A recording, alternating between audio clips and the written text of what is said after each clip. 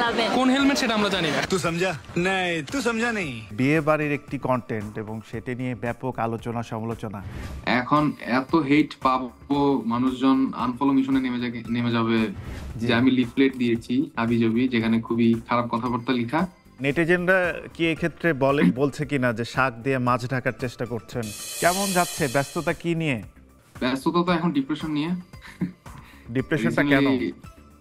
হ্যাঁ, রিসেন্টলি একটা ইস্যু ঘটে যায়, হয়তো যেটা ঘটাতে চাই নাই সেটাই ঘটে গেছে, তো ওইটা নিয়ে একটু আসি টেনশনে এই আর কি। ওকে, আমি সেই ইস্যুটাতে একটু আসতে চাই যে বিয়ে বাড়ির একটি কন্টেন্ট এবং সেটা নিয়ে ব্যাপক আলোচনা সমালোচনা। এই সমালোচনাগুলো কিভাবে নিয়েছেন এবং এই চ্যালেঞ্জ এখন তো একদম একটা চ্যালেঞ্জ যাচ্ছে আপনার উপর দিয়ে, যে আপনি আপনার লাস্ট ভিডিওতে দেখছিলাম যে আপনি হেড চান না যে আপনাকে কেউ হেড করুক।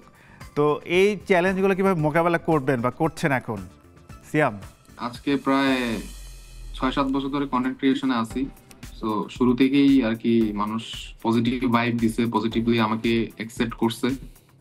এখন এত হেট পাবো, মানুষজন আনফলো মিশনে নেমে যাবে বা আমাকে এমন ভাবে ব্যাকফায়ার জিনিসটা হবে, এটা আমি আর কি আশা করি নাই।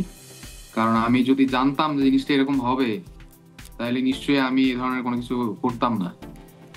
এখন হয়তো আমি জানতাম না, যার কারণে এই ধরনের একটা কাজ হয়ে গেছে। তো আমি এই জন্য দিন শেষে বলি অডিয়েন্সই সব, অডিয়েন্স ছাড়া তো দিন শেষে আমরা কিছুই না, তাই না? অডিয়েন্সই উঠায়, অডিয়েন্সই নামায়। তো এই কারণে আমি আমার ভুল বুঝতে পারছি এবং আজকে এই কারণে একটা অ্যাপোলজি ভিডিও প্লাস ওই ভিডিওটার ওই অংশটুকু কেটে দেওয়া, এইগুলোই আর কি করা হয়েছে, তাও যাতে তারা আমার প্রতি অসন্তুষ্ট না হয়, এই আর কি, এভাবেই ফিল করতেছে। আপনি ভীষণ অনুতপ্ত এবং সে কারণে আপনি একটি মহৎ উদ্যোগও নিয়েছেন, সেই বিষয়টা একটু দর্শকদের উদ্দেশ্যে শেয়ার করবেন। হ্যাঁ, মহৎ উদ্যোগ এর আগেও আমি কয়েকবার নিচ্ছি।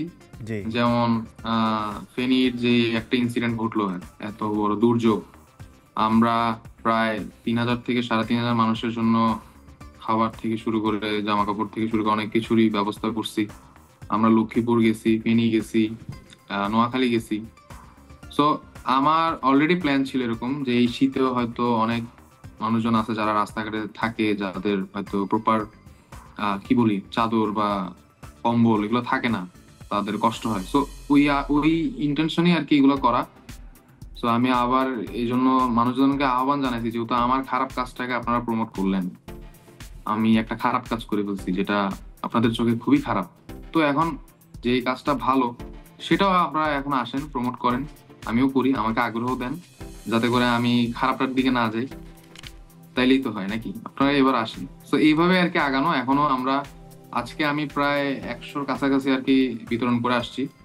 এখন আমারও এই টার্গেট যে মিনিমাম 3000 মানুষজনদের জন্য কিছু একটা করা এবং ওই রিসোর্স গুলা আমরা ম্যানেজ করার মানে প্রসেসিং এ আছি আর কি। আমার টিম বা আমার মানুষজন ওইটা নিয়ে এখন কাজ করতেছে। কিন্তু নেটিজেনরা কি এক্ষেত্রে বলছে কিনা যে শাক দিয়ে মাছ ঢাকার চেষ্টা করছেন?